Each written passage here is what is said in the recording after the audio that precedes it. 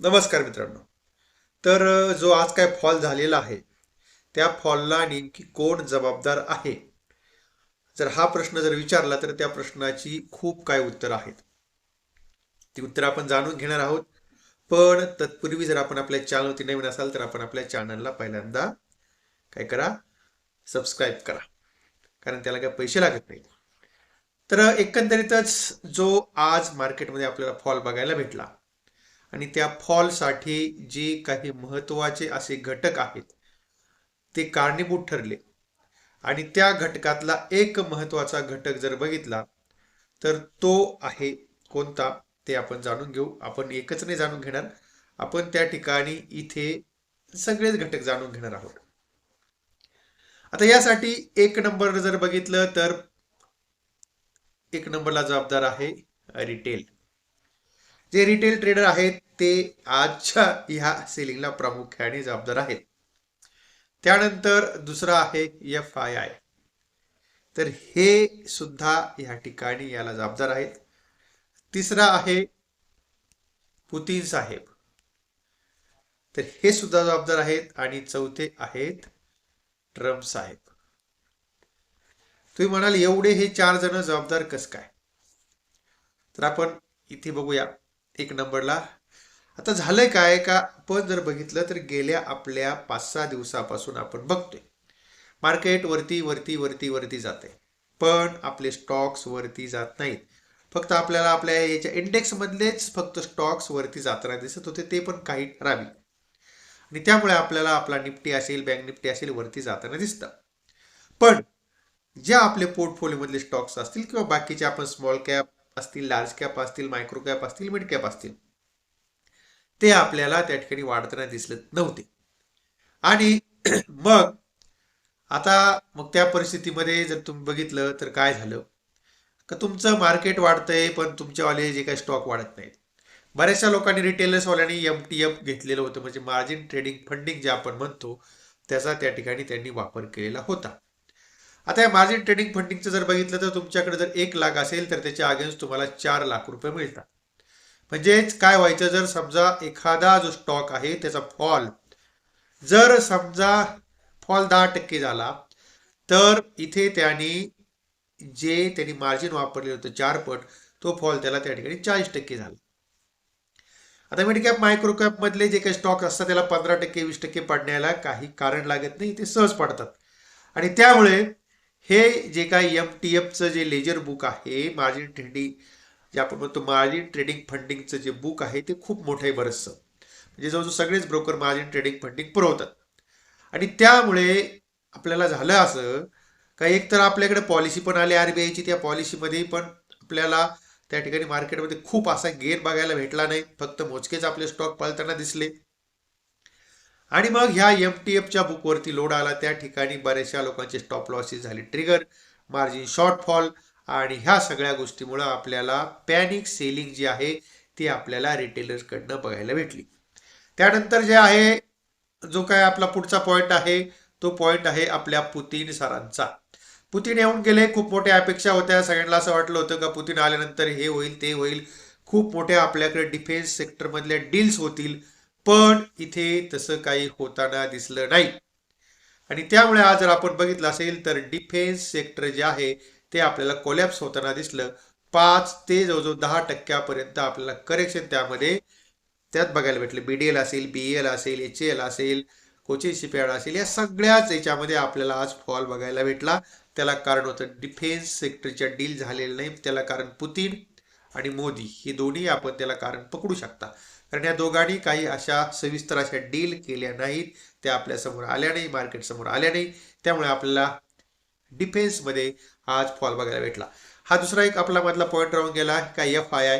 याची तर selling continue चालू आहे, त्याविषयी मी आपल्या दुसऱ्या चॅनलवरती व्हिडिओ बनवलेला आहे आणि तो कोलॅबरेशनच्या मार्फत मी आपल्या ह्या चॅनलवरती सुद्धा तुम्हाला दाखवायचा प्रयत्न करीन का FIIने कशा प्रकारे कंटिन्युअसली त्यांची सेलिंग चालू आहे आणि त्यांच्या सेलिंगचा मार्केटवरती किती परिणाम होतो त्याविषयी सगळं डिटेल्स व्हिडिओ मी बनवला. आणि त्यानंतर ट्रम्प साहेब. आता झालं काय, तर इथे खूप अशी इंटरेस्टिंग आपल्याला या ठिकाणी बघायला भेटते स्टोरी. आता हे पुतीन यांचा दौरा झाला, मोदी आणि पुतीन साहेबांची गळाभेट झाली, त्यामुळे इथे ही जी ट्रम्प बरोबर जी आपली टॅरिफ जी काय डील आहे ती टॅरिफ डील थोडी लांबली आणि ती टॅरिफ डील लांबल्यामुळं सुद्धा मार्केटवरती आपल्याला एक पॅनिक सेलिंग बघायला भेटते. तर ह्या अशा काही गोष्टी आहेत आणि त्यानंतर मग आज झालं काय का आपल्याला एक पहिला होता 26,200चा निफ्टीसाठी रेजिस्टर्ड, तो तर आपण काही क्रॉस केला नाही. त्यानंतर एक आपल्याला जो होता महत्वाचा सपोर्ट तो होता 26,080चा, तो आपण तोडला आणि तो तोडल्यानंतर आपण जो सायकोलॉजिकल लेवल होतो जो 26,000चा तोही आपण तोडला आणि तो तोडल्यानंतर मग आपल्याला त्या ठिकाणी मार्केटमध्ये एक पॅनिक सेलिंग बघायला भेटलं. त्यानंतर 100 पॉईंट आणखीन मार्केटमध्ये आपल्याला करेक्शन बघायला भेटलं. एकंदरीतच जर आता ह्या सगळ्या गोष्टी जर बघितल्या तर हे सगळेच घटक मार्केटच्या करेक्शनसाठी आज जबाबदार होते. तर आज आपल्याला बघायचं आहे की आपल्या मार्केटमध्ये विदेशी गुंतवणूकदारांनी काय काय केलेलं आहे, आपल्या डीआयने काय काय केलेलं आहे, आपण ते या ठिकाणी जाणून घेणार आहोत. आता इथे तुम्ही बघू शकता काय आपल्याला या ठिकाणी बघायला मिळतंय. तर आज आपल्याकडे एफआयने कॅश मार्केटमध्ये त्यांनी सेलिंग एवढी केलेली नाही. म्हणजे मी तुम्हाला सांगितलं ना का आज आपल्याला जे आपल्या कॅश मार्केटमध्ये जी पॅनिक सेलिंग बघायला भेटली ती पॅनिक सेलिंग जवळजवळ आपल्याला त्या ठिकाणी रिटेलर्सकडनं बघायला भेटली. रिटेल सेक्टरमधले आपले जे सामान्य गुंतवणूकदार आहेत आज त्यांनी पॅनिक सेलिंग खूप मोठ्या प्रमाणात केली. त्यामुळे आज आपल्याला मार्केटमध्ये मोठा इक्विटीमध्ये जर बघितलं तर 5%, 10% आपल्याला स्टॉक क्रॅश होताना दिसले. डीआयचा जर विचार केला तर त्या ठिकाणी त्यांनी 2,542 करोड रुपयाची खरेदारीच केली आहे आणि ते कंटिन्यू खरेदारी करतात. पण आज आपल्याला एक मोठा जे म्हणूया पॅनिक सेलिंग बघायला भेटली ती निफ्टीच्या इंडेक्समध्ये आपल्याला 1,700 करोड रुपयाची आज डीआय आपल्या एफआयने आज केली सेलिंग, जोरदार सेलिंग झाली. त्यानंतर निफ्टी बँकमध्ये सुद्धा 1,609 करोड रुपयाची सेलिंग झाली आहे. म्हणजे जवळजवळ आपल्याला आज इंडेक्स फ्युचरचा जर विचार जर केला आपण तर त्या ठिकाणी इथे 3,442 करोड रुपयाची सेलिंग झाली आणि जवळजवळ 1,332 करोड रुपयाचे त्यांनी आज विकलेले आहे स्टॉक फ्युचर. म्हणजे जर हा आकडा जर बघितला तर हा आकडा कुठेतरी 5,300 करोड रुपयाचा आकडा आपल्याला या ठिकाणी बघायला भेटतो. 5,300 करोड रुपयाची सेलिंग आपल्याला ह्या ठिकाणी मार्केटमध्ये बघायला भेटलेली आहे आपल्या एफआयची.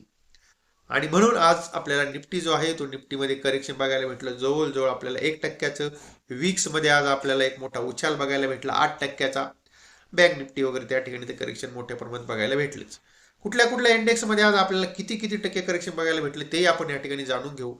तो जर आपण या ठिकाणी जाणून घेतलं तर इथे तुम्ही बघू शकता का निफ्टीमध्ये आपल्याला 1% करेक्शन आहे. निफ्टी 500 मध्ये जवळजवळ करेक्शन 1.25% आहे. बँक निफ्टीमध्ये 1% करेक्शन आहे. फिन निफ्टीमध्ये 0.5% करेक्शन आहे. त्यानंतर थोडं पुढे जर गेलं तर तुम्हाला मी बोललो होतो का निफ्टी मिड कॅप असेल तर आपल्या ह्या निफ्टी मिड कॅप मध्ये सुद्धा आपल्याला एक मोठं करेक्शन बघायला भेटलंय. इथे जरा या ठिकाणी तुम्ही बघू शकता का निफ्टी मिड कॅप मध्ये जवळजवळ आपल्याला 2.25% करेक्शन बघायला भेटलं. निफ्टी नेक्स्ट 50 मध्ये 2%चं करेक्शन, निफ्टी 100 मध्ये 1%, निफ्टी 200 मध्ये 1.25% आणि त्यानंतर इथे बघू शकता मिड कॅप 150 मध्ये 2.25% करेक्शन, स्मॉल कॅप मध्ये 2.5% करेक्शन, मायक्रो कॅप मध्ये 2.5% करेक्शन. म्हणजे झालं असं का मेन इंडेक्स निफ्टीमध्ये फक्त तुम्हाला 1%चं करेक्शन बघायला भेटलं. पण ह्या बाकीच्या मध्ये जर तुम्ही बघितलं तर इथे तुम्हाला 2.25%, 2.25% त्या ठिकाणी त्यानंतर पुढे तुम्हाला 2.5% असं करेक्शन बघायला भेटलं.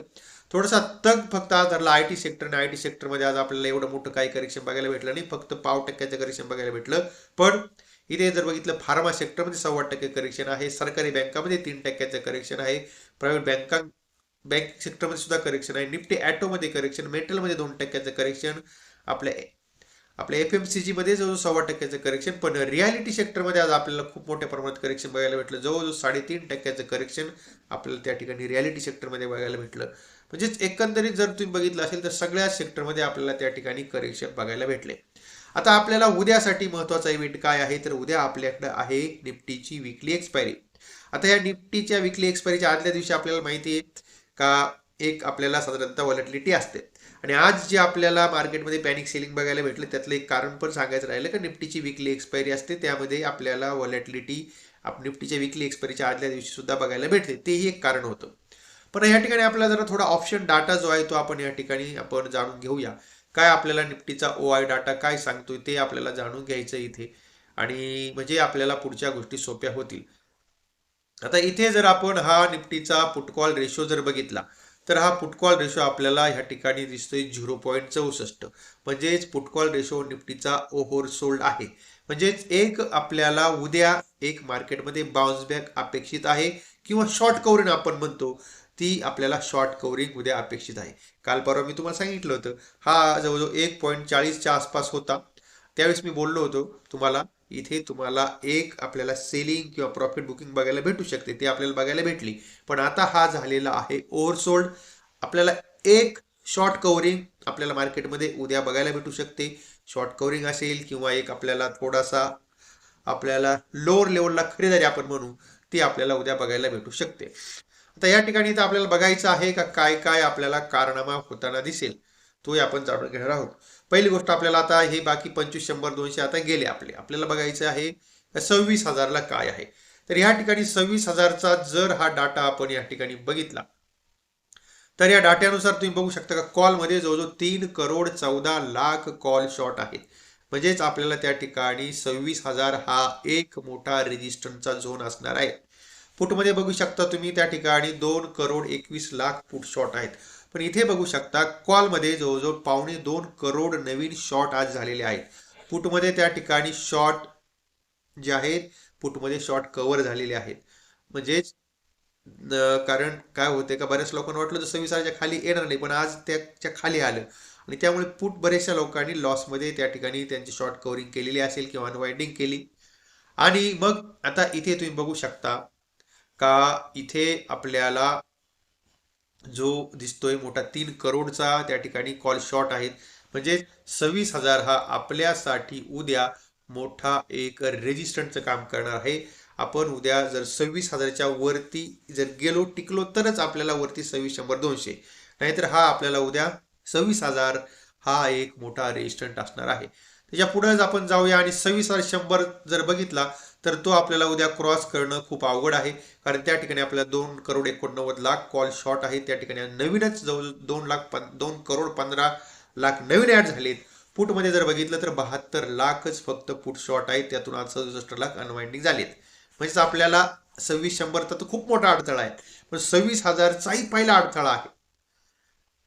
आणि सपोर्ट बघूया तर या ठिकाणी सपोर्ट जर आपण बघितला तर सपोर्टमध्ये थोडंसं असं वाटतंय कुठेतरी 25,900च्या आसपास आपण सपोर्ट घेऊ शकतो. कारण तिथे जवळजवळ 1,38,00,000 फूट शॉर्ट अजूनही आहेत.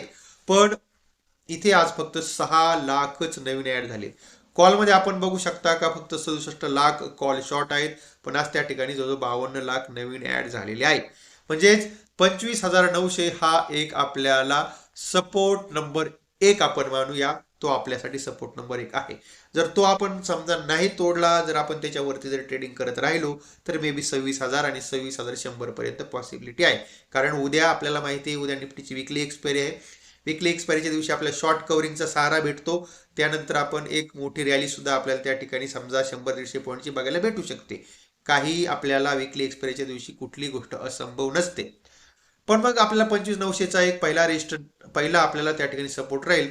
आणि 25,800 जो आहे तर हा आपल्याला 25,800 एक चांगला स्ट्रॉंग सपोर्ट आहे. कारण त्या ठिकाणी आपल्याला 1,39,00,000 फूट शॉर्ट आहेत, कॉल फक्त 21,00,000 शॉर्ट आहेत.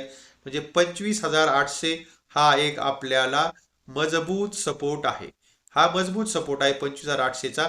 हा जर तोडला तर मग एक मार्केटमध्ये आपल्याला आणखीन पॅनिक सेलिंग बघायला भेटेल.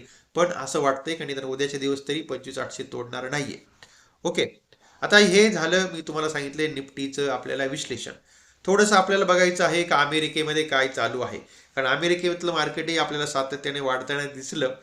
पण आता इथे या ठिकाणी आपल्याला बघायचं आहे का काय आपल्याला या ठिकाणी अमेरिकेचं मार्केटमध्ये काय काय दिसतंय आपण ते या ठिकाणी बघूया. आता इथे जर बघितलं तर हा डावजोन्स जो आहे तर डावजोन्समध्ये आज आपल्याला बऱ्याच दिवसानंतर थोडीशी प्रॉफिट बुकिंग बघायला भेटते. डावजोन्समध्ये जे करेक्शन आपल्याला बघायला भेटते ते करेक्शन या ठिकाणी आपण बघू शकता अराउंड 184 पॉईंटच्या आसपास डावजोन्समध्ये करेक्शन आहे. नॅसडॅकमध्ये आपल्याला साधारणतः नॉमिनल फ्लॅट जर बघितलं तर 0.5% आसपास करेक्शन आहे. म्हणजेच आपल्याला जर इथे एक बघू शकता का थोडंसं आपल्याला बऱ्याच दिवसानंतर डावजोन्समध्ये करेक्शन बघायला भेटते. डॉलर जो आहे तो डॉलर थोडासा मजबूत झालेला आहे. तो जो 99च्या वरती आलेला आहे, जो 0.5%च्या आसपास आज त्यामध्ये तेजी आहे. आणि त्यानंतर जरा कमोडिटीमध्ये जर बघितलं तर या ठिकाणी कमोडिटीमध्ये आपल्याला सोन्यामध्ये आज जवळजवळ 0.5%चं करेक्शन आहे. नॅचरल गॅसमध्ये जर बघितलं तर 6% करेक्शन आहे. ब्रेंट क्रूड ऑइलमध्ये जवळजवळ त्या ठिकाणी आपल्याला 1.25% आसपास करेक्शन आहे. कॉपरमध्ये 1% करेक्शन, चांदीमध्ये 1.25% करेक्शन ह्या ठिकाणी आपल्याला इथे बघायला भेटते. म्हणजे कम्युनिटीमध्ये आपल्याला जवळजवळ सगळीकडे सेल ऑफ बघायला भेटतोय. बॉन्ड यील्डचा जर विचार केला तर बॉन्ड यील्ड अमेरिकेतले जवळजवळ 1%, 1.5% वाढलेली आहे. आणि ज्यावेळेस बॉन्ड यील्ड वाढतात त्यावेळेस आपल्याला इक्विटी मार्केटमध्ये थोडासा सेलिंग प्रेशर बघायला भेटतो. आपण इथं ही गोष्ट लक्षात ठेवली पाहिजे. ओके. तर म्हणजे एकंदरीत माहोल जर बघितला तर माहोल इतका काय असा तेजीचा कुठे नाहीये, पण खूप असं पॅनिक सुद्धा नाहीये. म्हणून असं वाटतंय का उद्या आपल्याला मार्केटमध्ये एखाद्या वेळेस थोडासा शॉर्ट कव्हरिंगचा सहारा भेटेल, पण फक्त एकदा भेटेल.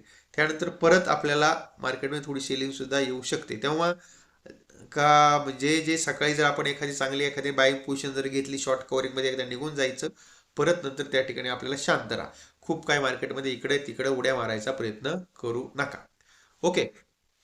तर आता इथे या ठिकाणी मी तुम्हाला सांगितलंय का बाबा नेमकी काय काय मार्केटमध्ये आपल्याला उद्याच्या दृष्टीने करायचं आहे. आणि अर्थातच हा जो काही सगळा व्हिडिओ होता तो सगळा व्हिडिओ मी आपल्यासाठी एज्युकेशनल पर्पज म्हणून बनवला होता. आपण इथं ही गोष्ट लक्षात घ्या.